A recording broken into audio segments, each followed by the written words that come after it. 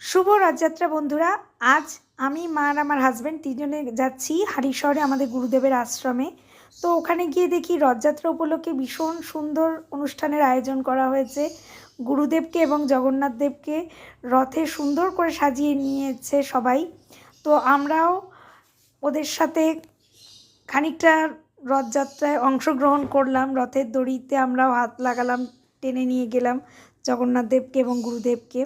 তো কিছুটা যাওয়ার পরে আমরা আবার ব্যাক করলাম গুরুদেবের আশ্রমে।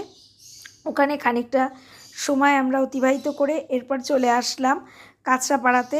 এসে প্যান্টালুন্সে হাজব্যান্ডের জন্য একটু জিন্সের শার্ট দেখছিলাম, যদিও লাস্ট অফ অল ওর গায়ে ফিট করেনি দেখে নেওয়া হয়নি। এরপর রাত্রে ডিনার সারতে চলে এসেছি আমরা বিরিয়ানি প্লাজাতে রানাঘাটে।